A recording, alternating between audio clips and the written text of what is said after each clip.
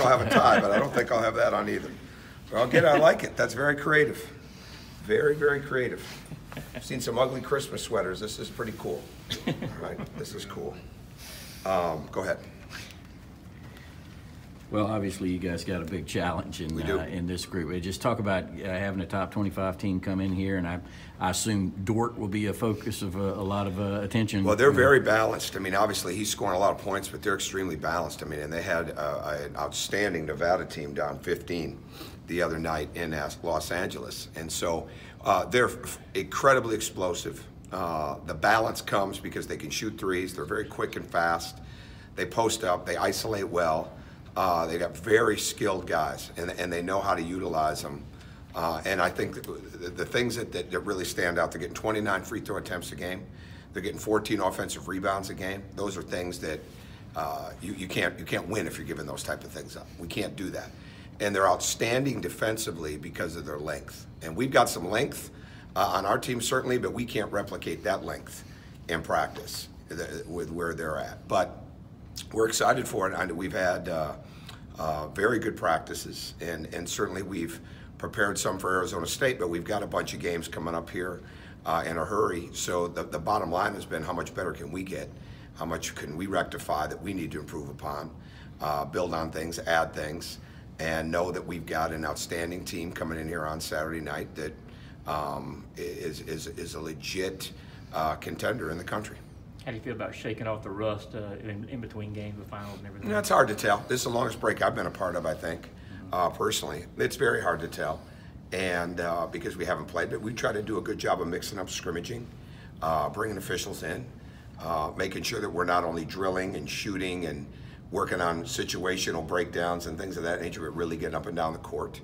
And so you really don't have any way to gauge it. But I think how intense, how energetic Arizona State plays, I think that'll get everybody's attention real quick. So there won't be much time for letting the cobwebs settle out, come out. We're going to have to be rid of that quickly inside of this game, or we'll be in a hole right from the beginning. Can you talk about I know deflections are a big stat for you, and are there other hustle stats that you really pay attention to? Yeah, I think the deflections are a huge part of that. The 50-50 balls are a huge part of that. Making sure that we're doing a very good job of challenging shots is an important part of that, especially without fouling. The biggest thing to me, though, so much happens if your vision, if your feet, and your hands are active. If your vision and you're moving your eyes and you're moving your head, especially defensively, if your feet are really active, not too spread out, but active, and if your hands and arms are really moving, then you've got a chance to create some havoc, and you've got a chance to distort things for the defense. And the same things you got to have on offense. You got to be able to see the next pass. You've got to be able to cut. You've got to be able to utilize your first two steps. You got to be ready to shoot the ball. All those types of things. So those are the biggest things to me. And then seeing what we're doing on the offensive and defensive glass. Like with deflections, I mean, does one of your assistants keep track of that during the game, or is that something we definitely keep track of that during the game? No, definitely. We keep track of that, and so we know it at every timeout. At any point in time, I can ask for it, and every timeout we cover it. And some more implicitly than others, depending on where we're at in it. But I learned this phrase a long time ago about deflections. Deflections are a barometer of active defense, and I can't think of a better description. So it's not about steals. It's not about gambling.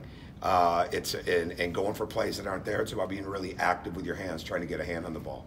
And the fact that we can block some shots is definitely an added bonus for us there. I was going to ask you, where does Nick Claxton rank on the ability to get his hands on balls? His ratio is incredible right now. He's 1 turnover for every 10 deflections. It's pretty incredible. And to me, that's outstanding. I mean, he has a lot of activity, and it's not just the balls he gets his hands on, it's the ones he takes your vision away. It's the ones he distorts. His length has been incredible. And I think that's becoming a little bit more infectious for us. Not where it needs to be, especially on the perimeter. I mean, we're not even close to putting the level of pressure on the ball and the level of hand activity and hand pressure that we've got to have off the ball. We're not there yet, but we're working at it. And I've seen improvements, but it's not where it's got to be yet. And we've got to be really active with it on Saturday, because they're so long as it is, and they create so much havoc just because of their length. I mean, they're really outside of one or two guys, they're an extremely long basketball team.